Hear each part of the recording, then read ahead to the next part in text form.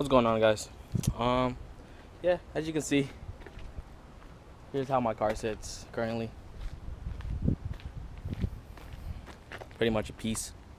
But what I'm doing is I have to replace the wheel bearing and the outer CV joint right here, because as right there, a nut would go there and it would be tight against the hub. But what happened was the wheel bearing actually exploded, and then it broke that little part where the nut goes.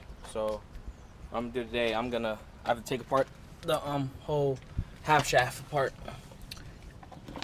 I gotta take this off, and then I'm gonna do, like, you can't really hammer this off. I tried it. You have to use like a pipe. So you would stick this in a pipe and you would just like slam it on the ground. So I'm gonna give that a shot. Alright, as you can see, I got it apart. This part is like the worst part about working on like MR2s, or honestly probably any car in general, working on the axle. You see how messy it is? You see the glove broke. Everything else is clean, but with the part it broke at, that's all that grease. So if I didn't have gloves on, my whole hand would be that. But yeah, so I took the inner CV joint off.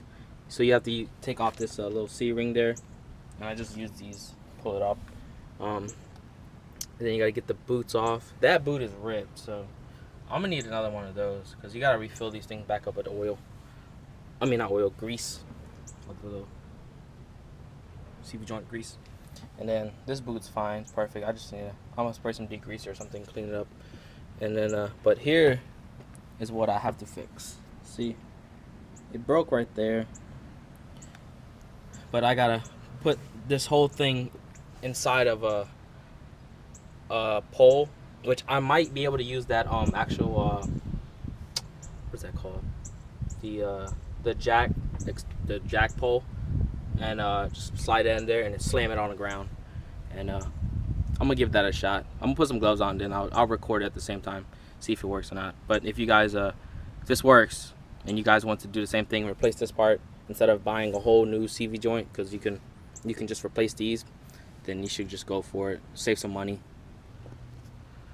Alright guys, as you can see, it barely fits. Like, it fits perfectly where it should sit.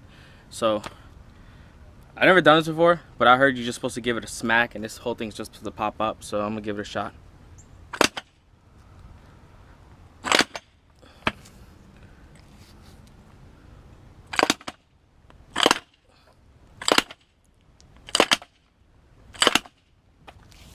Well, as you see, that's a fail because it's not doing anything.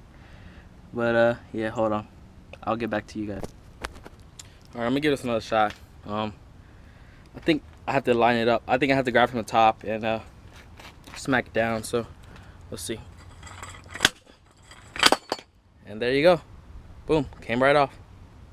And the reason I wanted to use this pole instead of like any other pole, because this pole won't let the shaft hit the ground, so it won't like bend or get damaged. But boom. That's how you take it off, just like that, and that'll save you some money, so you don't have to replace a whole half shaft. It is easier though if you can just get a half shaft for cheap. Just you would just put it in and boom, you're done. But if you're like me and you're always trying to save money or just don't have money, and you can just pick up this piece, then go for it. But that's kind of how you do it. You just take a little pole, put it in there, grab it by the top, smack it down. It's gonna probably take a couple tries, as you saw, but yep, that's how you do it. As you guys can see, it's all back together now. It was really messy. See all the oil and grease, and also it's like wet outside, so it didn't really help with anything. But that's back together. I'm gonna go ahead and connect it back. And then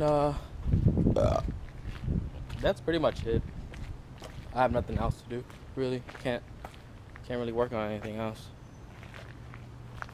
because I have no other parts to work on. But